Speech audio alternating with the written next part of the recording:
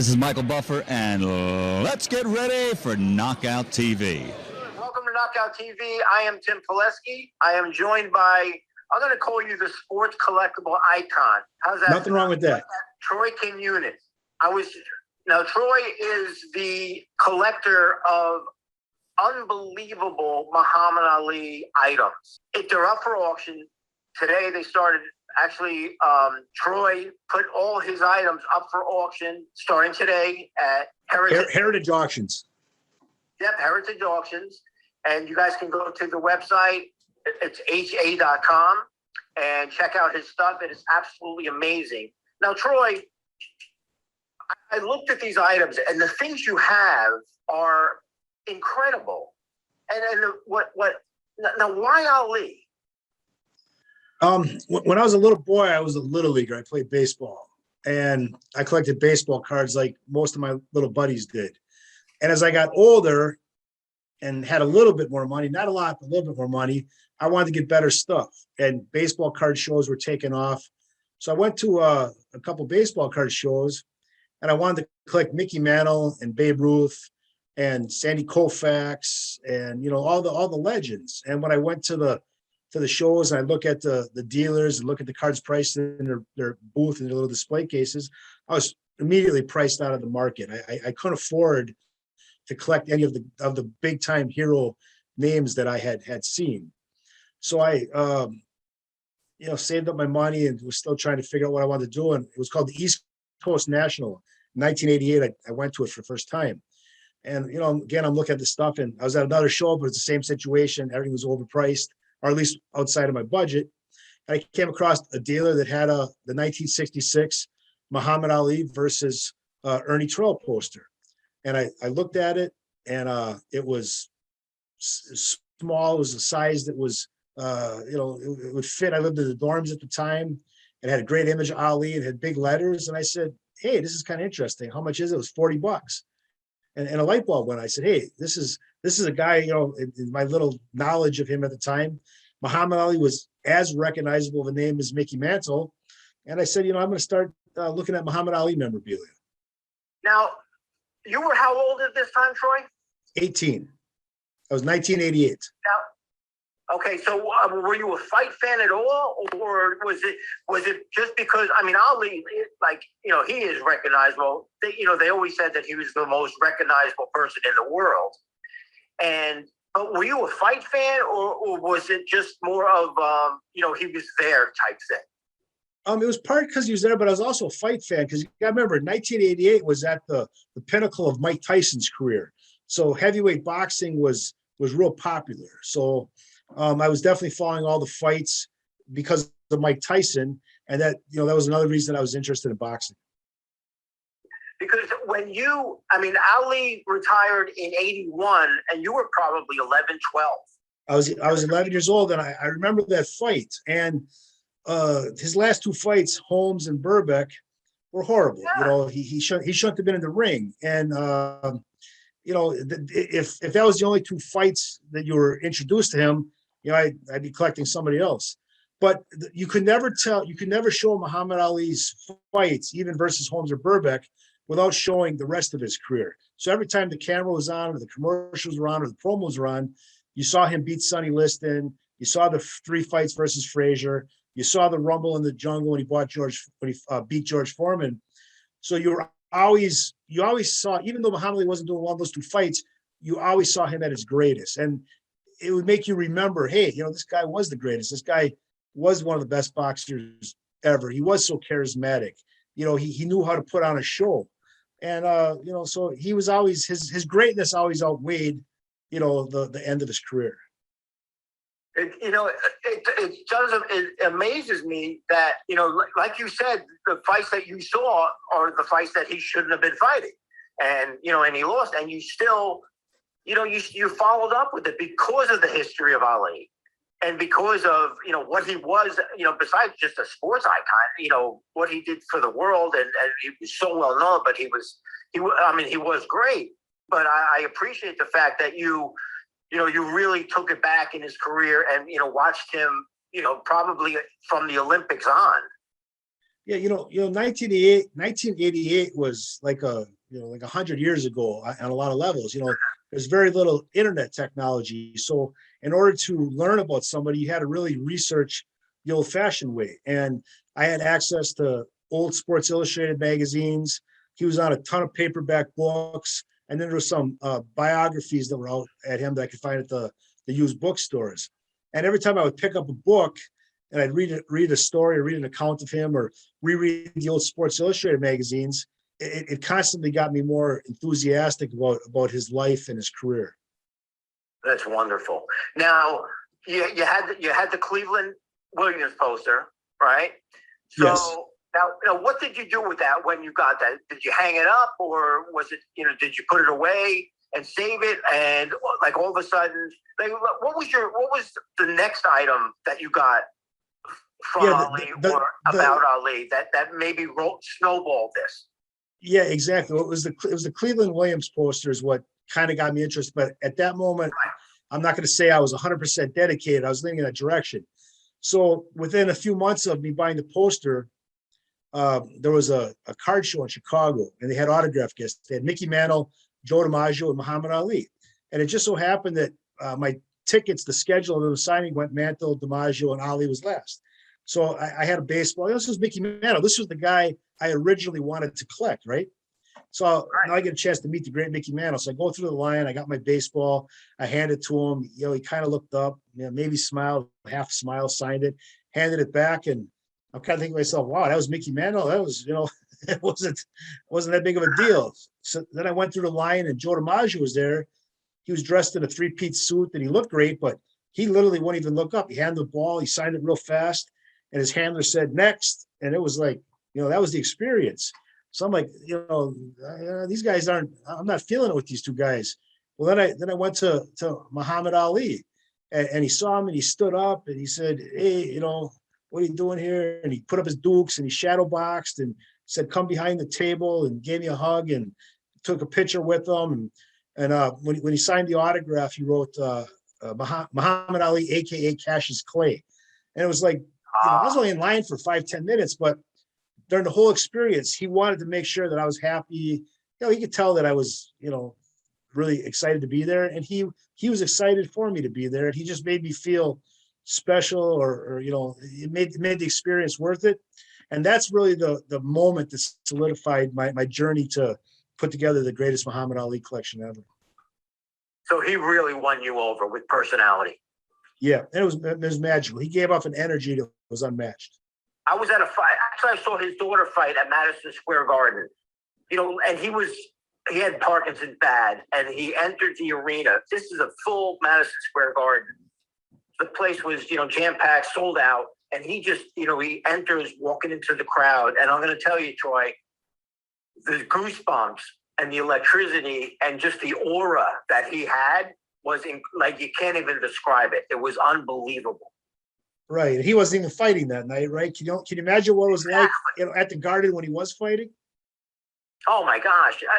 I can't imagine. I grew up, when you mentioned March 8th, 1971, and I can't believe actually that you have the robe that he wore into the ring, Madison Square Garden, March 8th, 1971, when he fought Joe Frazier.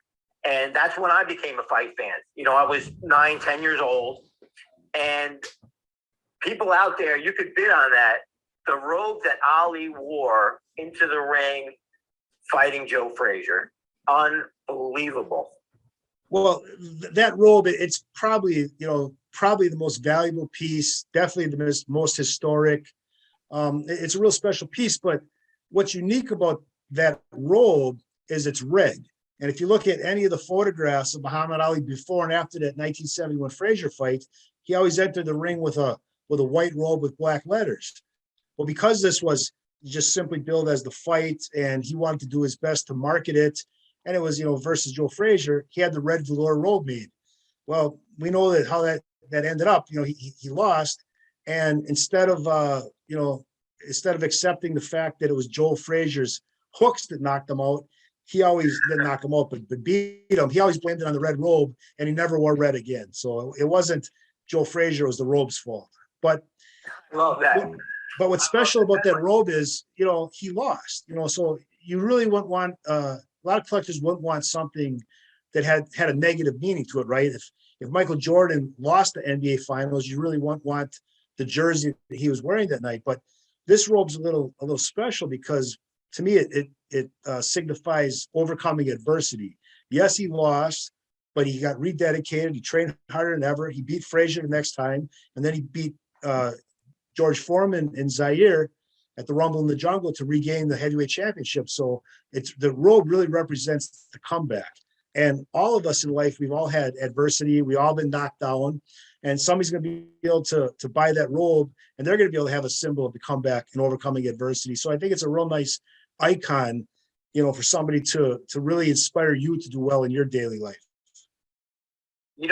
For you to bring that out is fantastic because, I would, like Yogi Berra used to say, it's the bat's fault. It's the bat's fault. Always. So Ali was superstitious, like you said, but, like you brought out, it was more than a loss, and it was like a beginning, to kind of get rid of that robe. Now you have it, and somebody else is going to have it, and it's much more to it than just the robe that he wore into the ring. Like you said, it's very inspiring. It's amazing, and I have to ask you, how in the world did you get it? I traded. There was a dealer that had it, and I literally traded everything I had that wasn't Muhammad Ali for it. It was all my worldly possessions. It was everything I had. But the reason that the robe survived is Bundini Brown was his corner man, and he was his hype man. He was the original hype man in the game, and he grabbed as much good stuff as he could. And he put it in a locker, like a foot locker, like the military guys have. The actual foot locker, I actually have that. That's one of the lots in the auction also. But from the foot locker, so Bundini Brown was the con man. He was a hustler. He had sold Muhammad Ali's Ring Magazine championship belt back in the 60s, sold it at Pawn Star, and he melted it down for the scrap value. But somehow Ali and him reconciled, and he traveled with him to the very end. And even though Bundini was a hustler, was doing everything to make a quick buck, there was a handful of things, robes and trunks that meant the world to Bundini, and no amount of money could entice him to sell the stuff. So he kept it in the locker room. Then after the Burbeck fight, the party was over, and Ali couldn't afford to keep his entourage anymore, so he let Bundini Brown. And Bundini only lived a couple years after that. He got addicted to heroin, and he died of an overdose in Los Angeles. And his storage locker, the bills went unpaid.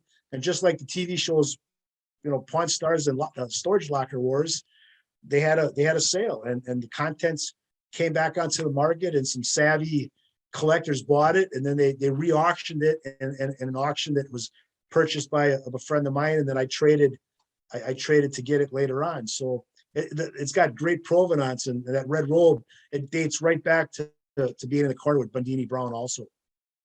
That's it. Troy, how many times have you worn that robe? Never. It was sacrilegious to me. I've had a lot of requests that I had to turn a lot of people down. Come on, you've never had a picture taken with that robe on? No, I was standing next to it before I said goodbye to it, but I never put it on. I appreciate that. The items that Troy has, he has the championship belt that Ali won from Foreman. You have that. You have a religious cap that he was given in, was it Zaire or no? That was the Philippines for the Thrill in Manila.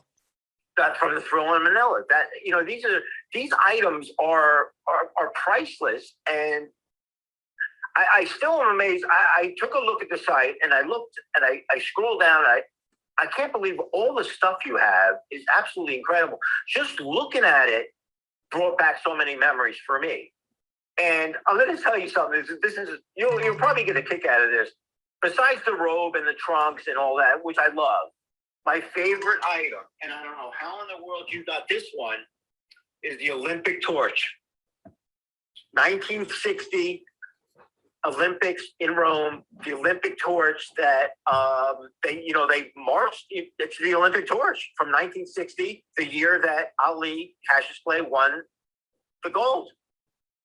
Yeah, that's a very astute observation. Everybody associates him with the 1996 Olympics in Atlanta, that famous moment when he lit the flame to kick off the 96 Olympics. But Muhammad Ali's professional career really was punctuated by the winning of the gold medal in 1960 in Rome, Italy. So that's one of the torches that lit the flame to ignite the flame of the Olympic flame to kick off the opening ceremony. So you really can't talk about Muhammad Ali's career without mentioning the fact that he won, the gold medal. And then there was always the rumor that in protest for racism, he threw it, into the river, Ohio River. Oh, gee. Yeah, that's right. That's right. I do remember that. Now, did you find that? Did you get that one, Troy? I bought a snorkel and some fins, but I couldn't hold my breath that long, so I didn't really look as hard as I should have. Through all I'm sure somebody has it. There must be a ton of scuba divers that have been hunting for that thing. That is a hidden treasure. Now, let me ask you something. Is it more valuable? Is Clay more valuable than Ali, or does it matter? Yeah, I think so, because he only was Cassius Clay. He only signed autographs from the 50s, some Golden Gloves autographs from 1964 when he made his conversion. So the early stuff, especially that stuff from 64 when he was fighting Liston to win the championship the first time, that's probably the peak of his career. But I'm gonna give you a little trivia question. How many different names was he known by? I'm going 3. What's the third one? Cassius X. Very good, very good. Not a lot of guys know that. He decided he was interested in Islam, and he was hanging out with Malcolm X, and he was teaching him his version of Islam, and then Elijah Muhammad was vying for him, and they were teaching him his version of Islam, and they were both sort of like Republicans and Democrats. And I don't mean to insult anybody, because maybe that's not a good comparison, but they were definitely two different branches of the religion. And when he was hanging out with Malcolm X, he decided he was going to convert from Cassius Clay to Muhammad Ali, but he didn't decide that was his first name. So there was a 2-week period where he went by Cassius X.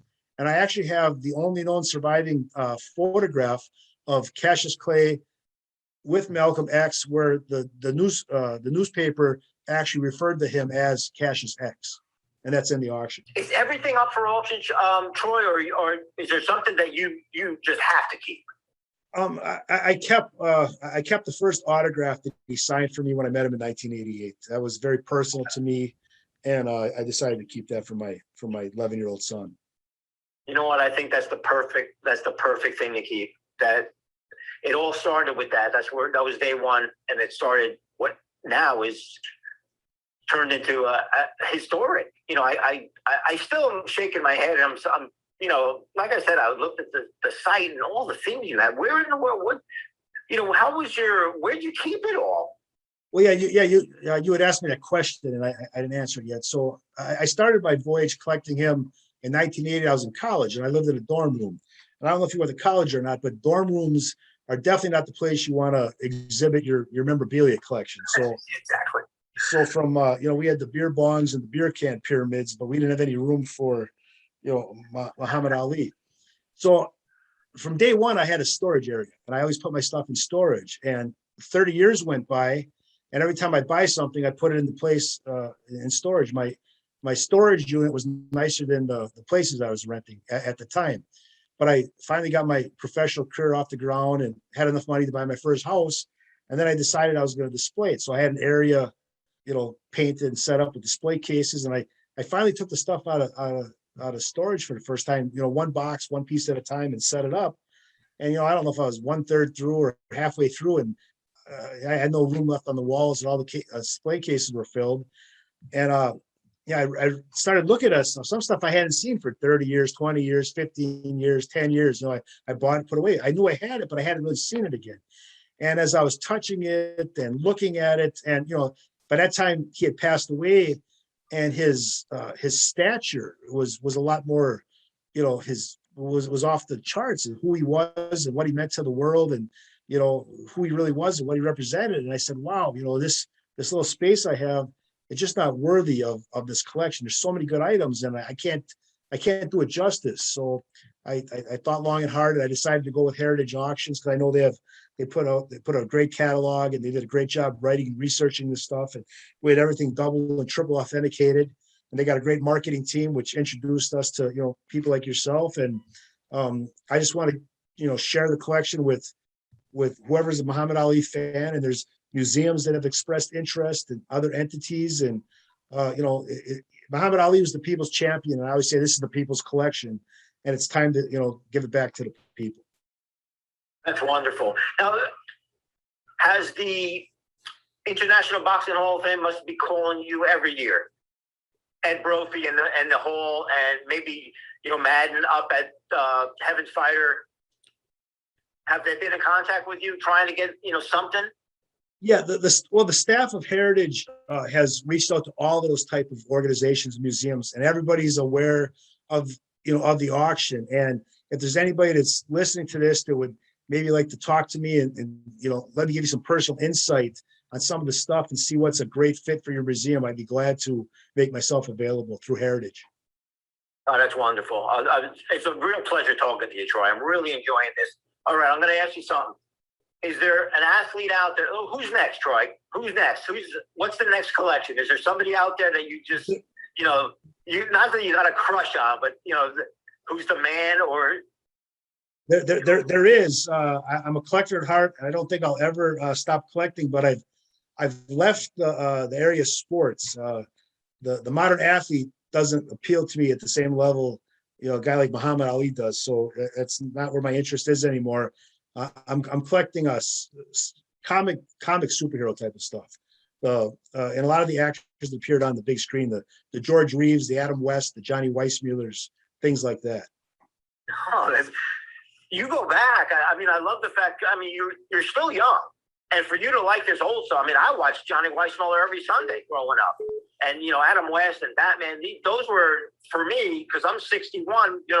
I got 10 years on you. Those were the 60s and before. And I agree with you on the athletes now and memorabilia now. It's a whole different world. Yeah, everything's the MMA fighters, they fight and they take the trunks off the gloves, the hand wraps. It's on eBay's 24 hours after they had the fight, and nothing's given away. And it's just not for me. It's a great business, and on the other hand, new collectors have access to great stuff and they can have the same experience, but it was just different than my experience. And I like it's like lightning striking again the exact same way. So I'm researching those names I mentioned, the George Reeves and the early superheroes, and I'm reading the old books, and I'm reading the old magazines, and I'm watching the old DVDs of them, and I'm kind of re-experiencing those guys for the first time. And I'm happy doing it. The Lone Ranger is iconic. You can't beat the Lone Ranger. That's fantastic. I love the fact. And, I love how you play detective. I love how you go out there. You put an ad in the paper in Louisville, correct, Troy? Yeah. Because again, that was 1988. So there was no eBay. There was no internet. Al Gore didn't invent it yet. And, we had to take out ads. We had to do it the old fashioned way. I love it. I love it how you play detective, like I said, and finding this stuff. And that's, that must be a blast because you're treasure hunting.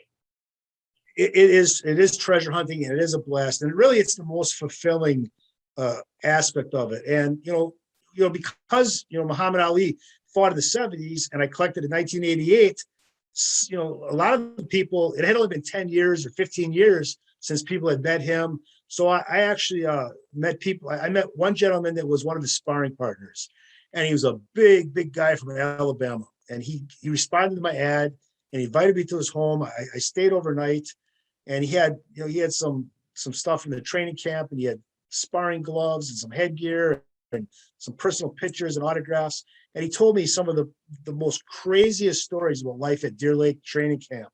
But I was a part of the camp through him. I was one step away. But he was telling me all these stories, which I can't repeat. I've sworn to secrecy, but it was crazy at Deer Lake and great stories. But it was authentic, and it was the best of the best stuff because you're getting it right from the source. And then he gives you a referral. Hey, this guy I worked with might have something, and then he might have something. And next thing you know, the phone's ringing off the hook. And I used to take trips to Deer Lake. I take trips to Louisville, and I meet people, and everybody that ever met Muhammad Ali, they had the same story. I saw him at the gym, and I asked him for his gloves, and he gave them to me. I saw him at training camp, and I asked him for his boots, and he gave them to me. And I saw him walking down the street, and I asked him for the autograph, and he signed it.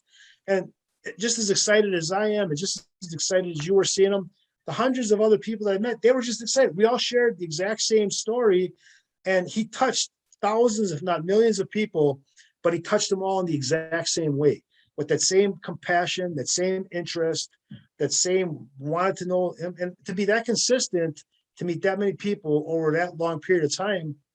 I mean, that's godlike, that's how can any mortal man be so good to so many people? I learned from that every day. I'm going to tell you one more item that I loved, and the axe. The axe is a very cool item. Yeah. The axe go ahead. Muhammad Ali, you referenced the axe. The axe was used at Deer Lake, Pennsylvania, where he trained for the majority of his career.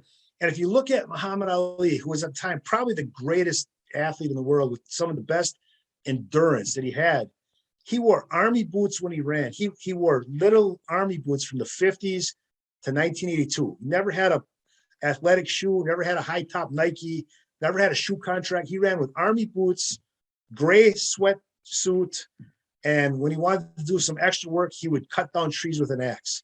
Jump rope and cut trees with an axe. And that was his training regiment. But look how successful it was for him. But he wanted to keep it simple. He wanted to keep it hard. I've cut down trees with an axe. I grew up in northern Wisconsin. I was a lumberjack. It's hard. But it's a good workout. It works your muscles. And Ali kept it simple. He kept it dedicated. He worked hard, and the success was there. And I think we can also learn a lesson from that. Just keep it simple and work hard, and good things will happen. You learned a lot from him. I can tell, and you're a great person, and you're a motivator, Troy. You really are, and in a lot of ways. You're inspirational. You go out, look for stuff. You have a purpose, and you're enthusiastic, which we love. And you're passionate, and you have a passion for it. And you also, you're humble, and you just, you're a real good guy. It's just obvious, and you just appreciate things. And that's wonderful. That is absolutely wonderful. And I'll tell you, Troy, it has been a pleasure to have you on KnockOut TV. Absolute pleasure. It was my pleasure also. And again, the auction is live right now at heritageauctions.com, ha.com, and it ends Saturday, July 23rd. Yes.